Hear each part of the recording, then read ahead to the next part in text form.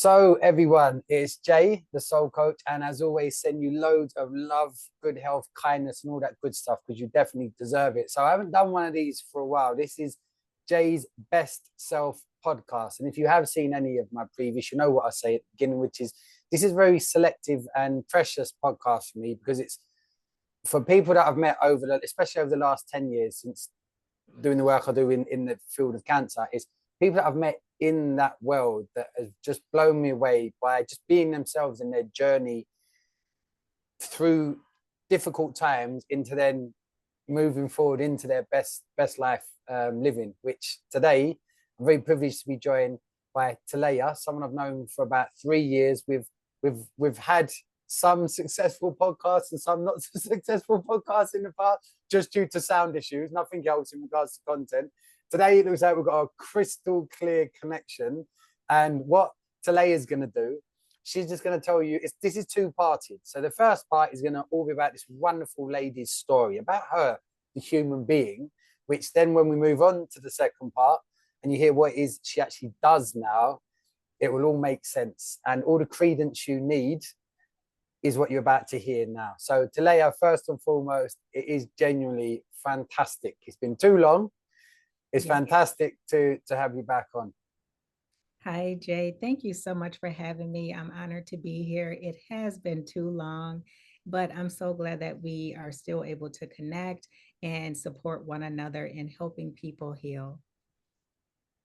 Indeed. And if you don't mind, if you just want to, the floor is yours, basically, the mic's yours. Please tell people a bit about, who you are, where you're from, the usuals, and then, well, you know what to do. I'm sure you've done this many times now. Yeah, thank you, Jay. So my name is Talaya Dendy, and just a little insight on my name, because a lot of people have a hard time pronouncing it, but Talaya is actually Hawaiian and it means dew from heaven. So just to give people a little bit of, context about my name and the meaning. So I am Talaya Dendy, a 13 year now, gosh, it's going so fast. April of this year, 13-year cancer survivor. I was diagnosed with Hodgkin's lymphoma in 2011. And I will go back and note that I am located in the United States in Minnesota. And so 2011, at the trying to navigate the corporate system and just doing all the things that they say you're supposed to be doing in life in your early 30s, was diagnosed with Hodgkin's lymphoma out of the blue. I say out of the blue because I was never really sick before, other than the cold or the flu. And so this diagnosis really impacted my life in a number of ways. And it really led me to the work that I'm doing today. So in 2010, went to the doctor, went to my physical exam, and pointed out to my primary care physician that there was a lump on the side of my neck. It was a small lump, but nonetheless, it was a lump that wasn't there before. I was very active working out, and she said, "Oh, don't worry about it. It's probably just a pulled muscle." Well, a year later, that pulled muscle was still there, and went to a different doctor. I told my mom, I said, I'm really concerned. There's this lump on the side of my neck. It's getting bigger and harder. The doctor seemed to think that it was just a pulled muscle, but it clearly is not. So that really started my journey towards trying to figure out what was really going on with my health. Went to this new doctor. Again, after my physical exam, I pointed out to her this lump. Her response was totally different. She looked at it, she touched it, she asked questions, and she seemed very concerned. She had asked how long the lump was there, and I told her. So, with that information and her touching and feeling the lump, I could just see her whole demeanor change. She said, "Well, Talaya, I think it's really important that you get in right away to have an ultrasound." So, probably about 2, 3 days later, went in for an ultrasound. That ultrasound came back inconclusive, meaning they weren't sure what it was, but I knew it was something because, again, the technician's demeanor kind of gave it away. That ultrasound led to a fine needle aspiration. That is where they go into that lump, which I know now was a tumor. They take out some tissue, some cells, and examine that. Unfortunately, that came back inconclusive because they said the sample size was too small to truly determine what it was. Okay, step three. Now I need to have a biopsy of that lymph node. So they take a biopsy of the lymph node. They don't take the whole lymph node. And that came back as Hodgkin's lymphoma. I got the call on a Friday evening driving home from work from a nurse. And she says, I'm really sorry to share. We got your test results back. It has been confirmed that you have Hodgkin's lymphoma. So, of course, I'm like, what? What is that? What are you talking about? I don't understand. Like, I just had all these questions. And she stopped me and she said, honey, I understand that you're really upset and you're concerned, rightfully so, but I can't answer any of your questions. You're going to have to call the cancer center and talk with them and start to get your appointment scheduled. She did say, one thing I can tell you is that my husband had Hodgkin's lymphoma several years ago. He's doing very good now. That helped a little, but not much because I had so many questions. So, because I was just bombarded with this news, my life kind of flashed in front of my eyes. And I just didn't really know what to think, really. So, because I was really upset and just stressed out about what I just learned, I wasn't quite home yet. I had a ways to go before I made it home. So, I just stopped at a store in the States here called TJ Maxx. It just happened to be on the way. And I stopped there because I really needed to gather myself. I really needed to calm myself, but then also try to process what was just shared with me. Now, of course, there were no answers for me in TJ Maxx, but walking is a way that I'm able to just really calm myself, calm my mind. So that was the first thing I said, well, let me regroup so that I can get home. Walked around TJ Maxx for about 30 minutes, just hearing those words repeated: you have cancer, you have Hodgkin's lymphoma. Then trying to figure out how am I gonna share this with my family? Because I know they're gonna have questions that I can't answer because I don't have any answers. So called my family, let them know the news that I had just received. There were so many questions that they had, emotions all over the place, because we're all just like, I don't know what this really means, what this really looks like. So I tried to calm everyone down. And I just said, what I need right now is just some time to myself. Please give me that space. I really need to work through what has been shared with me. Thankfully, they gave me that space. As I mentioned, this was on a Friday. So I spent most of that weekend just really praying, crying. I was frustrated. I was angry. I was trying to figure out what was going on. I started looking on the internet, of course, um, and I asked God for direction. What am I supposed to do? And so I'm so grateful. At the time, I had no idea what I was doing, but my spirit just said I needed to do what I did. And took that time to really work through those emotions. And again, asked God, what is it that I need to do? Give me the strength, give me the guidance and direction.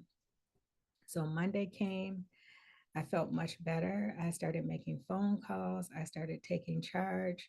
And that is the day Talaya the Advocate was born. And so thankfully, I was blessed with a really great oncologist. And of course, that's when all the tests started, staging, trying to figure out what stage, you know, um, what, type of Hodgkin's lymphoma, where is it? Has it spread? All these different things that a person has to go through when they're diagnosed with cancer. The staging helps the oncologist really determine what kind of treatment that you need and for how long. So went through and got all the staging. I was stage 3 because it was a year had gone by, mind you. I had cancer for a whole year and didn't know it. And some people may be wondering, well, why did you wait a year?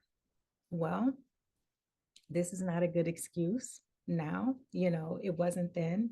but I take some responsibility in the fact that I should not have allowed that doctor to just kind of cast me to the side and blow me off like that. Um, Fear. I knew something was wrong, but I really didn't think it was cancer. To be totally honest with you, it just was not something in that I thought, because of my age, because of my health, all of those things. Other reasons were that I am the type of person I'm always consumed with helping other people, putting other people first, just trying to build my career in corporate America, which was already really stressful. And I honestly think that was something that contributed to my diagnosis was the level of stress that I was under at work, wasn't getting enough sleep, all those different things. And so I just wanted to put that out there because no one should ever wait a year to get answers. And again, what I just shared, fear and all those things, those are not valid reasons not to. And I am very much so an advocate now because I wasn't an advocate then. And I see how important that was and how really that impacted my health. And then maybe my treatment wouldn't have been so long either, but then again, the doctor was at fault as well for not, really doing her job and investigating and saying, hey, I'm not sure, but why don't we schedule some tests, that kind of thing, instead of just saying, well, it's probably just a pulled muscle. That's not okay. So, got the staging again, stage 3. So that meant for me that I would need to have 6 months of chemotherapy and a month of radiation. Now, how did I come to that decision, that acceptance? Well, I had a really great talk with my oncologist. I asked for the data. I said, well, how many people my age with this stage of Hodgkin's lymphoma have survived with the treatment that you're recommending? So he was able to give me those statistics, that data. He was able to answer a lot of questions that I had. And I simply asked him, what if I do nothing? Because I was doing research and I was starting to understand what this treatment could mean for my health later. Of course, most of us know that at least with a number of chemotherapy treatments, you lose your hair. That's a guaranteed. People get sick. Everyone handles it differently. But I really wanted to understand what did that mean for me. And so I really let my oncologist know early on that we were to have a partnership. I explained what happened a year prior, and I was not going to allow that going forward. And I was going to be a participant in my care. He was on board with that. And that really set the tone of our relationship. And he actually saw me as a person, as a human being, and as someone capable of making her own decisions. So once we got that out of the way, things just went well in terms of having that relationship with my healthcare team. So did the 6 month of chemotherapy, a month of radiation. Thankfully, I did not lose all my hair with the type of treatment that I had. The treatment that I had was ABVD. And now the bleomycin is no longer used as a treatment protocol for people with Hodgkin's lymphoma. Because what happened to me and so many others is that the bleomycin damaged my lungs. And so I ended up having scar tissue. I ended up developing asthma, which I never had before. And so now, thankfully, they've taken that really harsh chemical. They're all harsh, but that one was really bad. Taken that out of the protocol for treatment for Hodgkin's lymphoma. And so radiation really wiped me out. I was very fatigued with the chemotherapy, but I didn't throw up or anything like that. I would get like feel dizzy and lightheaded and that kind of thing, but never vomited, which typically happens to a lot of people. Just really fatigued was my main side effect. For the radiation, that was about a month. Really had some burning on my neck, which is still kind of discolored now, 13 years later. But that's one of the things that I had to deal with. And again, with radiation, very fatigued, wiped me completely out. Some of the long term side effects that I have as a result of the treatment is hypothyroidism because of where the radiation hit my neck. It hit my thyroid as well. I have neuropathy in my hands and feet, and I had asthma, but that seems to have gotten a lot better. So those are the things that I've been left with, and I pray nothing else develops. My heart seems to be good. My breathing has improved. I haven't developed diabetes or some of the other things that they say can happen to people. No secondary cancers yet, knock on wood.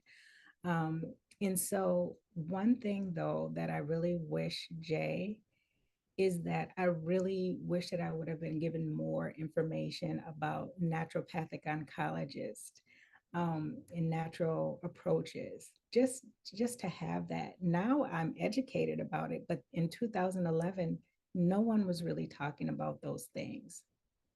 Now, I talked about the good relationship I had with my oncologist and healthcare team. The flip side of that is there were a lot of gaps in my care, and particularly on the emotional side. There was no one to talk to who understood what I was going through. There was no one my age in the infusion center when I would go and get cancer treatment. There was no one my race. I tried to go to a support group, and I was the youngest person there. And I just remember I was there about 10 minutes, and the level of negativity there, it was like, nope, I cannot allow my immune system, my cells to hear this. I am focused on living. I'm getting the heck out of here. And so I'm like, but how can I help myself? What should I be doing? So I just started doing research, and I started learning about mindfulness, mind body connection. I was already journaling, but just really using it more as a way to self soothe. So just really started doing research about those kinds of things. What can I do to help myself? And so I was thinking, if I am someone who has a good relationship with their healthcare team, but I still have gaps in my care, and these gaps are significant, like not having someone to talk to who just doesn't look at you with a blank stare when you're sharing how you're feeling or what you're going through, that's huge. And so I thought, well, I'm going through this for a reason. I'm not sure what that is, but I'm going to figure it out. That didn't come right away. Um, so those were the things that I was missing. I attempted to talk with a social worker, but he was an older white gentleman in his 60s about to retire. There wasn't a whole lot that I could share with him other than very surface level things that he would understand. So that helped a little, but still, there was this deep, deep yearning just to be able to have someone listen, which my family listened, but they didn't really understand what I was going through, and no fault to them because no one in our family had, openly talked about having cancer. And got through treatment and everything, um, went back to work after being off for about 6 months. And just really, really, I need to back up. While in treatment, when I was looking for ways to help myself, I really started to think about what other areas of my life need healing. I have to do this work to heal my body physically. What are some other things that I can possibly improve to help that, you know, to improve my quality of life after this, once this treatment's over? Jay, I started evaluating relationships. I started evaluating work. I started evaluating how I was treating myself. I did the hard work of looking inward. And that is what really, thankfully, got me to where I am today. Now, healing is ongoing. That's just something that is a part of life.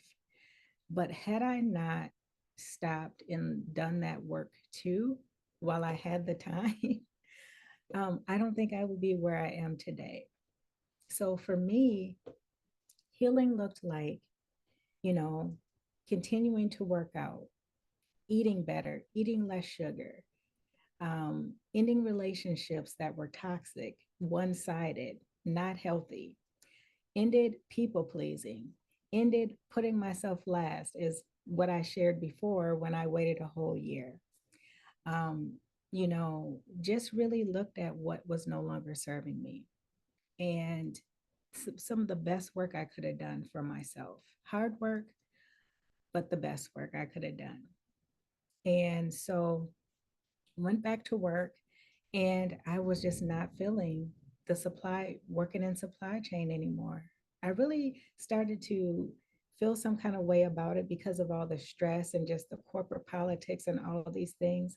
But after going through my experience with cancer, my eyes were wide open, like, this is not it. This is not what I'm supposed to be doing.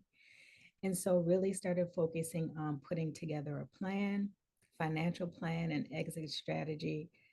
And it came to me what my purpose was supposed to be in a roundabout way. A job that I was working at, a woman approached me, and she didn't know me prior. She didn't know me when I was going through cancer. She didn't know me. We had started working together after that. And she confided in me that she had been diagnosed with lung cancer.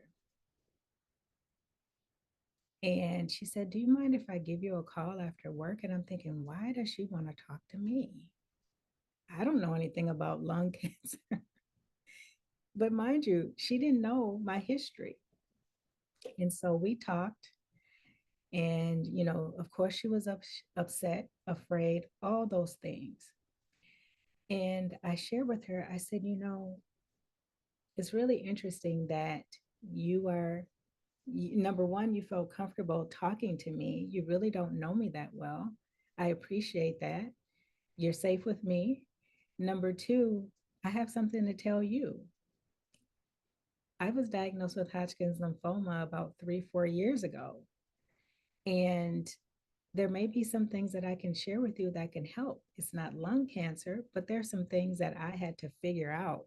I had to learn the healthcare system that, you won't have this uphill battle with. So we talked. I shared information with her, gave her some tips and pointers about how to, talk with your oncologist, how to determine who's the best oncologist for you, who needs to be on your healthcare team, ways that you can take care of yourself. Um, and just so happened she ended up with the same oncologist I had. So she shared with me, she said, "Talaya, the things that you told me to do on my first appointment really helped. And I got this really great oncologist. His name is Dr. Anderson." I said, "Where are you going for cancer treatment?" And she said, "The hospital." I said, "He's my oncologist." And I said, "Something's coming together here. I don't know what it is, but something's coming together." So long story short, I continue to talk with her, help her through her treatment, and even after, we still talk today. That's person number one. Another person approached me, not knowing my history, much about me. They share that they had cancer. Same thing, shared information. Here's how you prepare. Here are some things you can do to take care of yourself. When they put in the port, here's some things you can do. Just kind of giving them the rundown on what I knew, what I experienced. Again, thank you so much. You just don't know how much that has helped me. And I said, two people that knew nothing about me or my health history really approached me. And I said, "This is God. This is my purpose, is finding me, so to speak. This is why I went through all the stuff I went through to help other people." So that is how I arrived at becoming a cancer doula. And that is the work that I do today. I put myself on mute because I didn't want any background noise to spoil any of that. Now, this is funny because yet again, and this is for those that are watching, this is sort of an internal thing you're about to witness with Talaya. But for those that are watching that also have worked with me, can you see where I get a lot of my stuff that I share from? Because I've never had cancer, okay, and I'm pleased that's the case, obviously. However, what I have witnessed with working and coaching people with cancer, and I've not coached or worked with you. In fact, I would say the coaching in the side of things with what you shared the first time you shared your story with me played a massive, massive part in how I deliver and present my cancer coaching practice. Because yet again, just listening, sitting here, for me, what that is, it's like a check. And I'm going to ask questions to make it relevant in case people didn't pick up on some of the really important things Talaya has said, the really important things that you never think about until you're in that position. And from the truth is, for 9 out of 10 people, when they get in that position, because they think that they're working for the doctor, when it's not, it's the actual other way around. That doctor should be working for you, even better, with you. You don't think to ask. So for me, that was just like another checklist. So thank God I've got her on again today because I'm still doing that. I'm still doing that. I'm still doing that. I'm still doing that. Starting with the first thing, okay? When Talaya said she got the news. Now, if you hear me talk people about, or if you see my cancer coaching tip videos, what's the first thing I say when you find out you get that news? Move.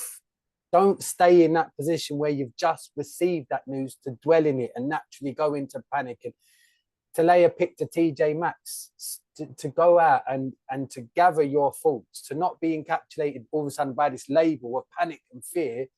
You needed to pull whatever it was. It could have been anything. It could have been any shop in the world, right? But it was something that you did to, if I'm, and again, you can correct me if I'm wrong, but to detach from that egotistical moment of fear of the unknown. Because at that stage, it was all unknown. You got told this. Obviously, you knew what cancer was in regards to, oh my God, that is terrible.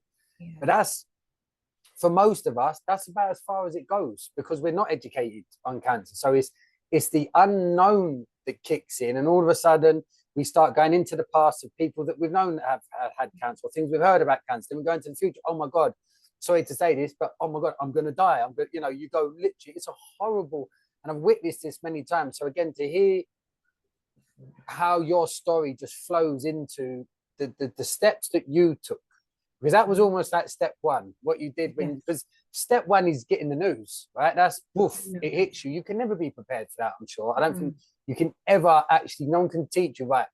This is how you're going to react. You're never going to know until, God forbid, it does happen to you, but it does happen to people.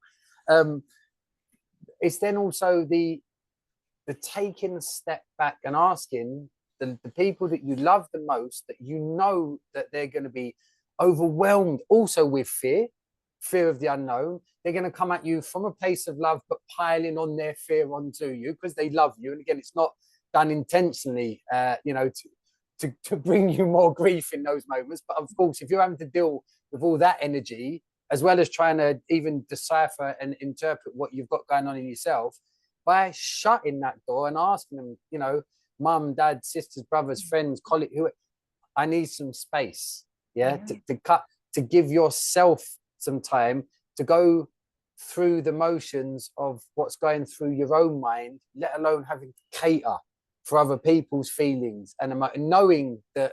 Sorry, please chip in at any point with this. I was just going to say, Jay, I didn't have the capacity to take care of anyone else in that moment. I just could not, I couldn't do it. I couldn't do it. And the first thing I thought was, I need to get to a place where I cannot let happen to me what happened a year ago.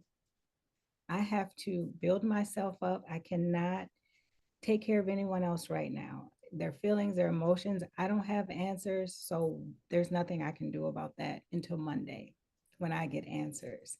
And my thought was, how do I prepare myself? Number one, how do I work through what I'm feeling? How do I clear all that out so that I can receive that whatever I'm going to get Monday, Tuesday, Wednesday? Because it's going to be a lot. I don't know what, but it's going to be a lot. So I need to release. what's there, so that Monday I can receive, more information. Of course, there's going to be more information, more emotions coming, tied to that information.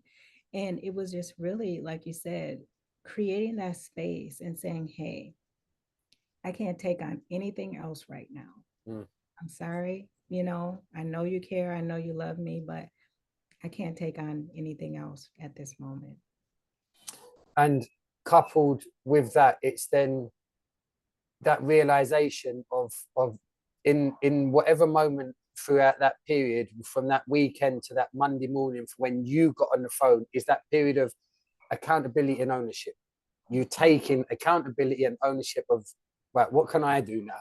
Well, the first thing I can do is, let me find out, what is this that I'm battling Mm-hmm. now? What is this unknown that has created fear?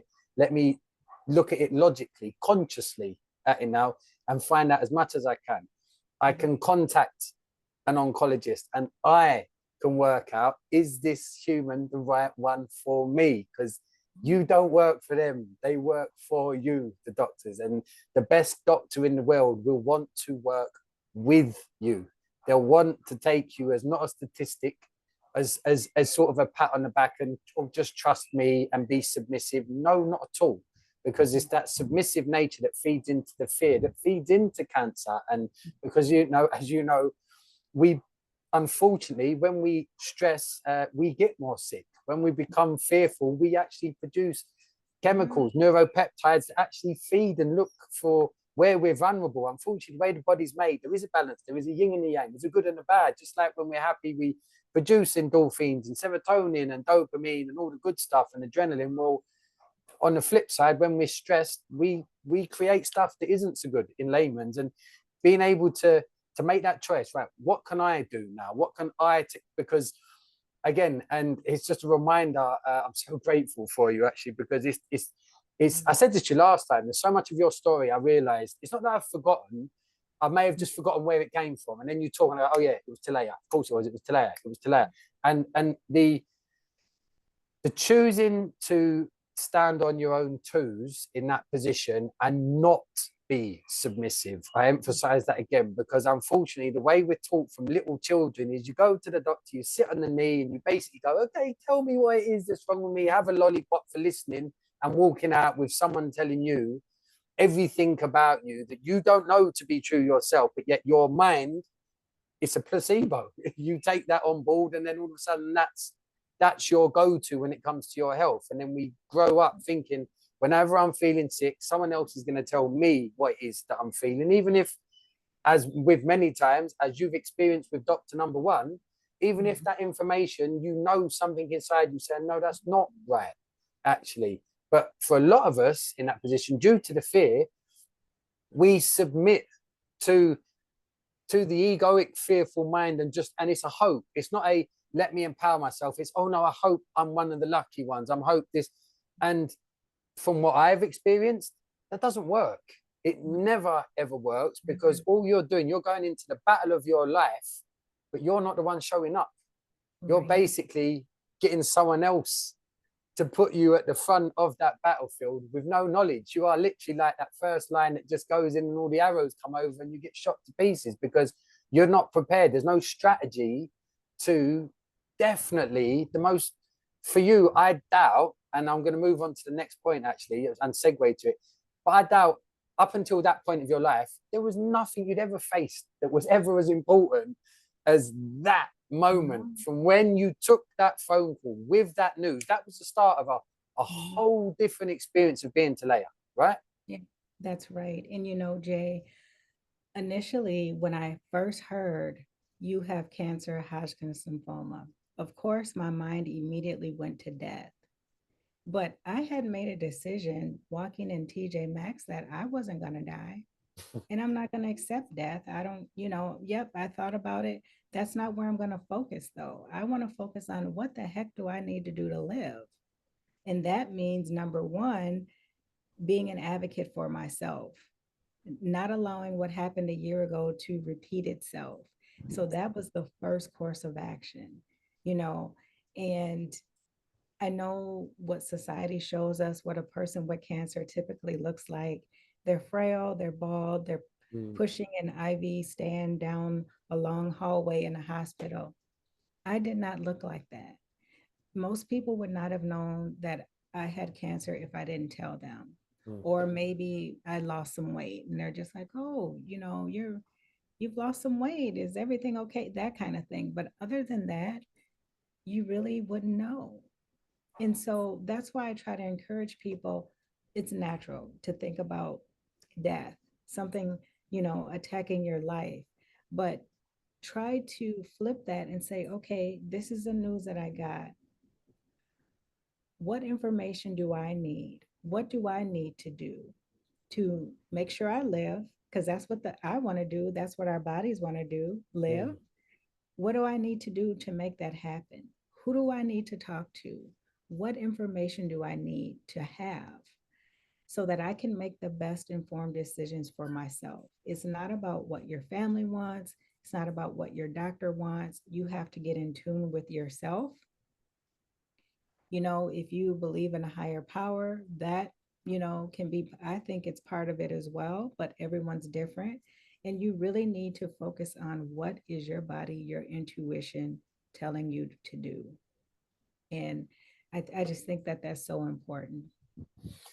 And then that that transition into you evaluating, right, I'm Talaya, now let me look at what roles do I play. Well, I've got the work role, how is that serving me? I've got that relationship role, how is that serving me? And you said about the one way thing, and it's funny because off the back of you and your story, a part of my coaching practice, which the truth is, Talaya, like my since we spoke the first time round, like the coaching practice, which at that point was predominantly, mainly people with cancer, has now expanded into just basically anyone I coach now. I actually take what I learned from people like yourself in a position which is that ultimate, you know, right, stand up for yourself now. This is what I'm facing potentially. That human spirit, that inherent fight for what am I going to do now, sort of thing for myself. And I say to people, there's a seesaw analogy I use. I say, if you think of a seesaw, plonk your backside down on one end and then drop on the other end, work role, relationship role, family. Mm. And be honest, don't look at it with any emotional attachment. Just look at it from a place of, well, is this a balance? Because if it's a healthy relationship, it will be like that. It will fluctuate. But if you're realizing, oh, actually, that stresses me out often. When I speak to that person, it always feels like hard work. Then there's a logic to that. It means that basically you're allowing, because it's not on, you can't even blame that person or that role, because it's us that choose to give our energy away. And like you said, it was a case of you reclaiming that because you needed all the energy that you could muster to fight for yourself, which meant, as you said, maybe, I don't know if, maybe not verbatim, but along the lines of some relationships you've got to end, Yeah, have to get. and it's a hard choice, but it's Mhm. not. When you Mhm. think about it, it's the right choice for you. Right.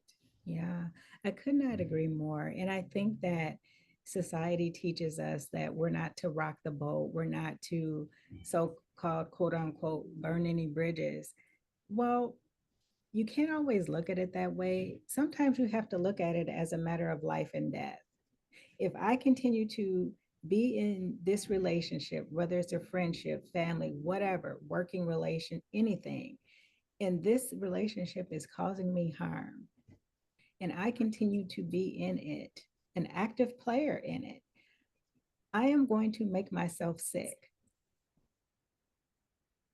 Look at it that way. Not, oh, I'm going to hurt this person's feelings.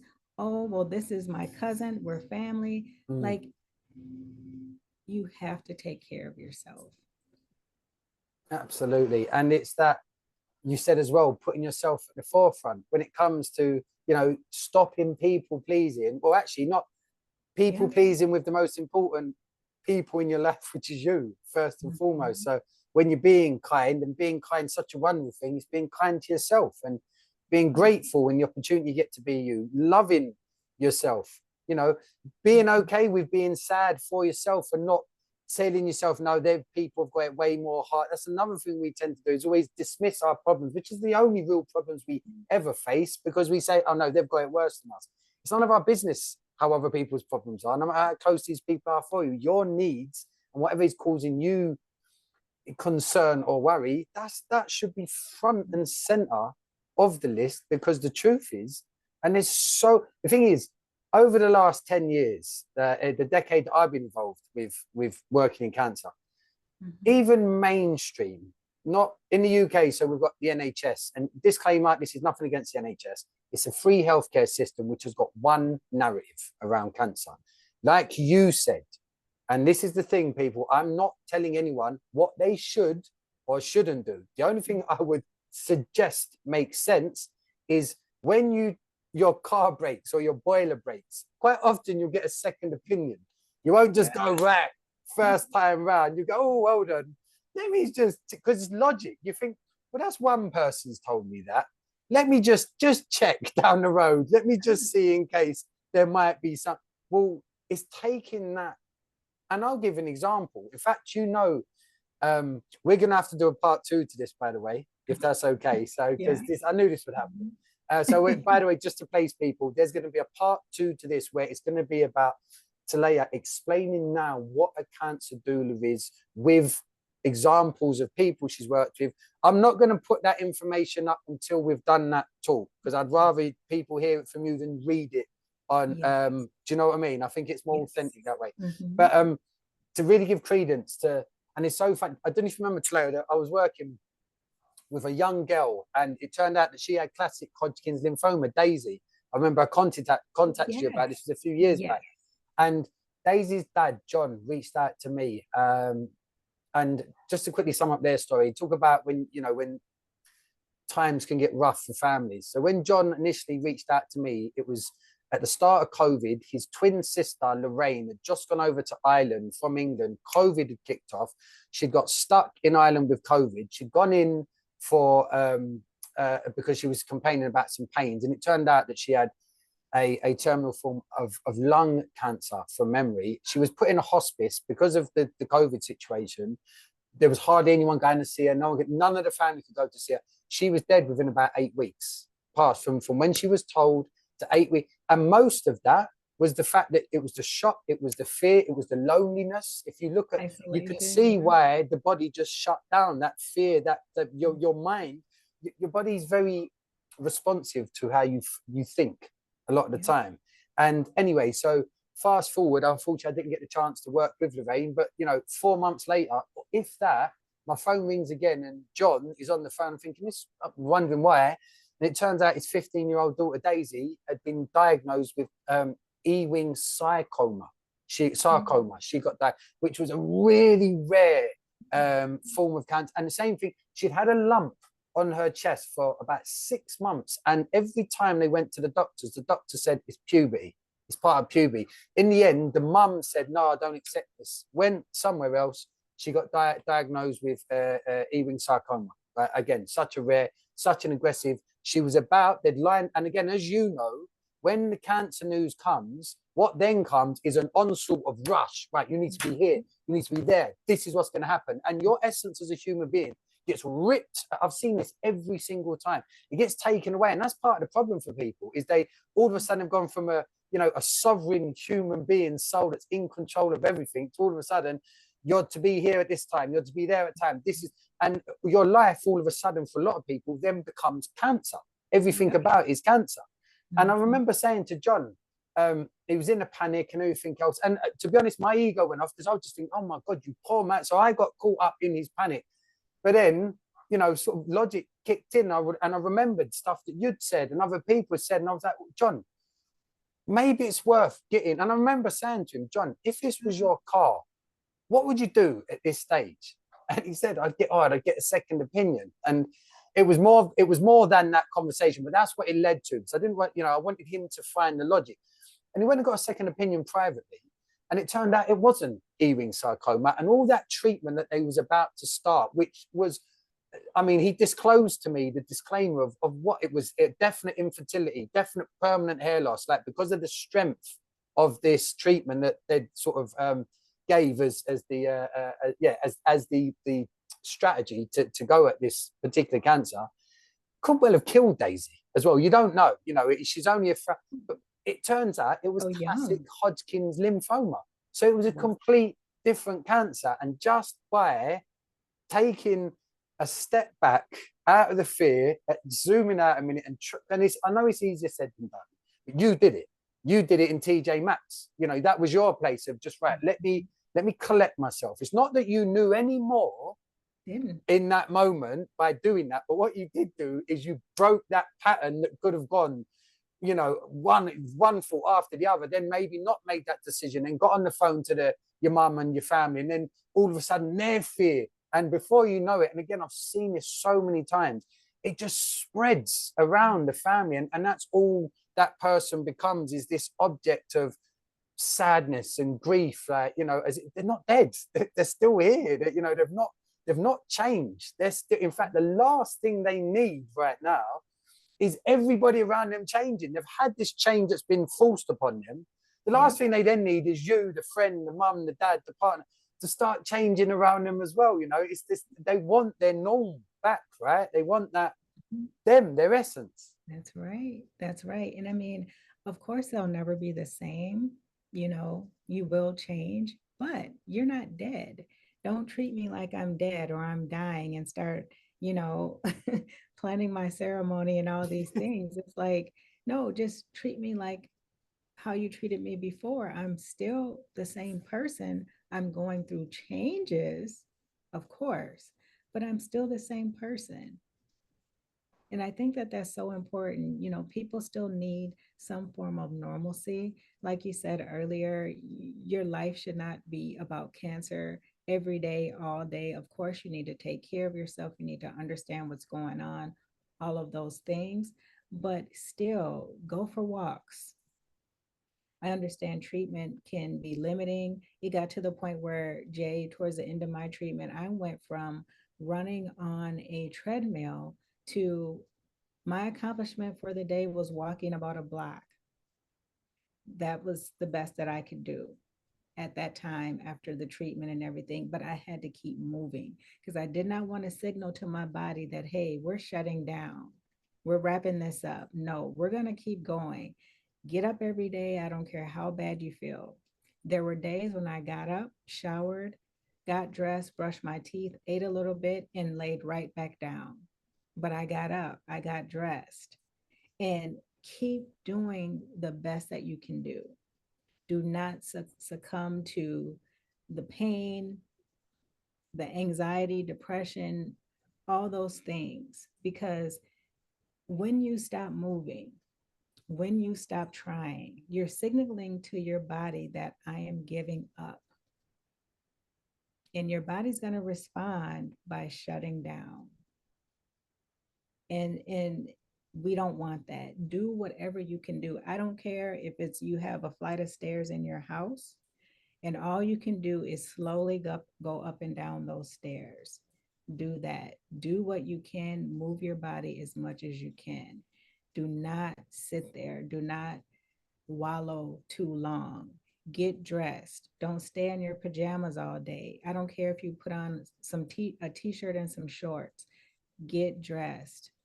Get yourself together the best way that you can, because although you're going through this tough experience, you're still alive. You still have life. um Care for yourself as if you were feeling 100%. I know there may be some days where you can't shower, you can't get dressed, but try not to stay in that pattern every single day. Keep showing up for yourself. And I think that a lot of people don't realize that, you know, for example, when everyone started working from home and people would show up to meetings, Zoom meetings in their pajamas, there was a study that was done that said, you know, because people are no longer showing up in their work attire or whatever, the way that they're coming across is totally different. Their confidence is different. And I'm saying this to say, do the best that you can. Don't give up on yourself. Don't let yourself go. Walk to the corner, walk down a couple of stairs, change your t-shirt, you know, whatever it is that you can do to just feel better. It makes you feel better too. And for me, that's a great way to sort of wrap up this chat, because what I'm hoping people take when I hear that is it's clear. It's keep being your best self, that which makes you different from everyone else, because that's not changed. You are still you. You are still different from everyone else. Just because you've been told you've got cancer, and there might be a million other people with cancer, that's not you. You're you. You've got that one opportunity to show up as the part that makes you different from everyone else, and that's the part that gets you through it, which is your proof of that. You did Talaya. You didn't do cancer. You did Talaya, and it was Talaya's journey with a good oncologist, which again you took control of by making sure, because that's such an important part of the journey that people go on with cancer. It's who you, and unfortunately, there's a lot of rubbish ones out there. I'm sorry, there are. You do have to be vigilant, like it was your car or your boy or that thing that you really really like. Oh no, I'm going to take it to that dry cleaners because they clean my favorite carpet a little bit better. Take that same attitude when it comes to your body and illness. Just because you've had the same doctor for 30 years, this is something new. Okay, it's a new thing you're facing. Patterns that, with the greatest respect, patterns that you've built up have clearly to some extent contributed. Cancer doesn't happen overnight. Like you said, you potentially pull the stress from work, which has been proven that stress is a massive feed up and cause not just to cancer, to many dis-ease within the body, because it causes inflammation. And most cancers are chronic inflammation. If you actually look from a cellular level, what happens in your body, what happens with the tumor. So it's seeing the logic in what you've just said. Don't stop being you. That label that you've been given, it's up to you if you stick it on your back or it's something that you work with to unstick and get rid of, which is what you did. So thank you so much for today. Part 2 to this, people, is going to be, what I will do, I'm going to post this on, shout out to the lovely Claret and Booze platform. You guys and girls will get to see this before part 2. So if there are any questions, because I'm very pleased to say, and we're privileged as a platform, that I will be bringing over Talaya's, what she does professionally, which you'll hear about next time, after you've heard about it, onto our platform. Talaya works with people. She can work with anyone in the world, because like me, she works remote. So you can still get, like you said at the beginning, it's all about information, people. That is the key, to be honest. It's informing yourself. In fact, I forgot to finish that earlier with the one narrative. You said, you started looking into what other narratives are there around cancer, because for most of us, like in the UK, 99.9% of us will walk into our local NHS, doctor's clinic, hospital. You're only going to be told one thing. You're not presented with a choice. Now, that is the biggest part of being a human being, is always having a choice, free will. Fate is fate. Fate is real. What you get in free will is how you choose to react in those moments. And reaction that you took was, right, I need to inform myself. I need to give myself a choice, which you've done. And when we move on, obviously, to what you do next, it's then how you took that choice that you made. You listened to the synergy of the universe, plonking them people in front of you just to come and tell you, to some extent, Talaya, you're now someone, you're a cancer doula without even becoming a cancer doula. When these people started coming to you, that's the universe. Sometimes coincidence is a beautiful thing. It really is. So yeah, part 2 is going to be about what you do. And for people that have watched this, any questions you've got, I can then take these to Talaya when we chat next, me and you, Talaya, and I can say, right, here's some questions from the last time, maybe before we go into the cancer doula bit. Does that work for you? That'd be great. That'd be great. And Jay, quickly, I just want to say, for people listening who may have received a cancer diagnosis, I just want to make sure I say this. I know that I'm 13 years out from the diagnosis that I received. I in no way want to imply that cancer is easy, that it's just a walk in the park. It is extremely hard. It's going to be incredibly taxing on your emotional, mental, spiritual, physical health, but you can do it, is what I really want to say. Don't give up on yourself. there is life on the other side of cancer. It's tough, but you got to do the work for yourself to get there. On the other side. Love that. Thank Thank you. you so much, Thank Talaya. Thank you, everyone, for listening in. Like I said, once this is up on the platform, please leave any comments with questions, because then I can put them together and put them to Talaya next time. I'm going to stop recording. So for everyone that's been watching, and mainly for Talaya, so much gratitude, because like I you. said, I always say, even if it's one person that listens to this and it helps, what a win. You know, that is a huge win for you, for your healing to continue, because karma is a real thing. So thank you very much, Talaya. Thank you, Jay, for all you do.